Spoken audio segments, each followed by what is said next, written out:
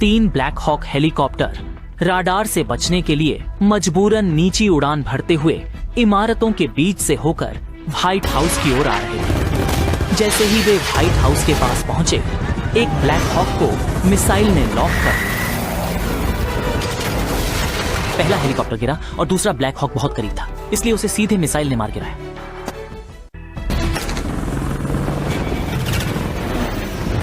तीसरे हेलीकॉप्टर को मिसाइल ने ताला लगा लिया था, लेकिन अच्छी बात यह हुई कि जैक समय पर पहुंच गया और डाकू को निपटा दिया। पर मिसाइल पहले ही सक्रिय हो चुकी थी। जैक ऊपर जाकर मिसाइल बंद करने वाला ही था कि हेलीकॉप्टर ने उस पर भारी गोलीबारी शुरू कर दी। जैक ने इधर उधर भागकर खुद को बचाया। तभी पायलट ने देखा कि जैक उनका ही आदमी है, तो गोलीबारी रोकी। इसी बीच एक और डाकू ने मिसाइल पकड़ा और उसे लॉन्च करने ही वाला था। जैक ने उस पर झपटकर उसे पकड़ लिया और एक हेलीकॉप्टर पर मौजूद सैनिक जल्दी से नीचे उतरे। इसी दौरान दोनों के झगड़े के बीच मिसाइल दाग दी।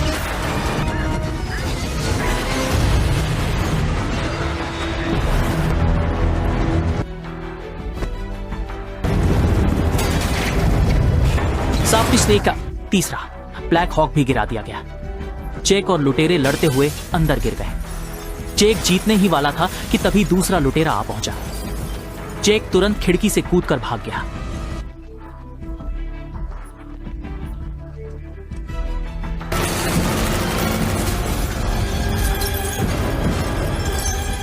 उसी समय मिसाइल प्रक्षेपण प्रणाली को हैकर ने सार्वजनिक कर दिया और बूढ़े डिंग ने तुरंत एक मिसाइल दाग दी जो सीधे एयरफोर्स 1 की ओर बढ़ने लगी।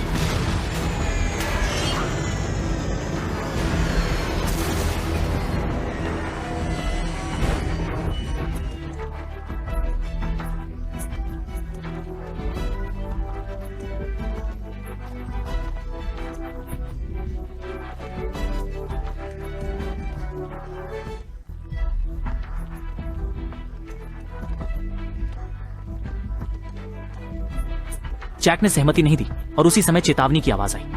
असल में जैक ने अपनी बेटी को बचाने के लिए आग लगाई थी। कुछ डाकू तुरंत वहां पहुंचे।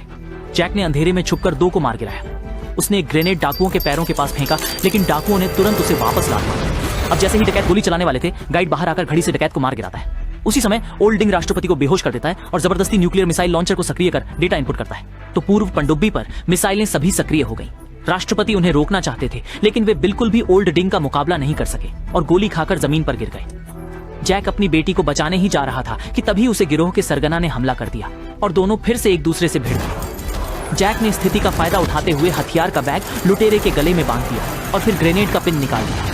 यहाँ पर लाउडिंग ने न्यूक्लियर बम के स्थान के निर्देशांक को पूरा कर लिया और केवल पुष्टि बटन दबाना बाकी था। लेकिन उसी समय जैक वहां कार से टकरा गया और फिर गेटलिंग गन से लाउडिंग को गोलियों से छलनी कर दिया। बमबारी जल्द ही शुरू होने वाली थी। जैक ने मेली से कहा कि वह पहले जाए और खुद राष्ट्रपति को ढूंढने के लिए गया। इसी समय F-22 की मिसाइलें तैयार थीं। मेली ने तुरंत जमीन से झंडा उठाया और घास के मैदान में जोर से लहराया। ये देखकर पायलट ने पूछा कि क्या मिशन रद्द किया जाए, लेकिन नए नियुक्त राष्ट्रपति ने कोई जवाब नहीं दिया। आखिरी क्षण में पायलट ने बमबारी का मिशन छोड़ने का फैसला किया और राष्ट्रपति अचानक खड़े हो गए, जिससे जैक चौंक गया। असल में जेब घड़ी ने गोली को रोक लिया था, लेकिन ओल्ड डिंग को परमाणु बम लॉन्च करने के पासवर्ड कैसे मिले? जैक को नए राष्ट्रपति पर शक हुआ, क्योंकि केवल वही पासवर्ड जानते थे।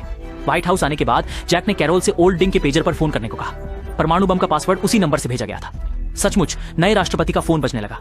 इस तरह से सच सामने आ गया कि नया राष्ट्रपति ही असली साजिश करता था। फिल्म यहीं समाप्त होती है। ये एक व्यक्तिगत नायक की कहानी है। हालांकि फिल्म की कहानी कुछ जगहों पर अवास्तविक है, लेकिन कुछ शानदार दृश्य देखने लायक है।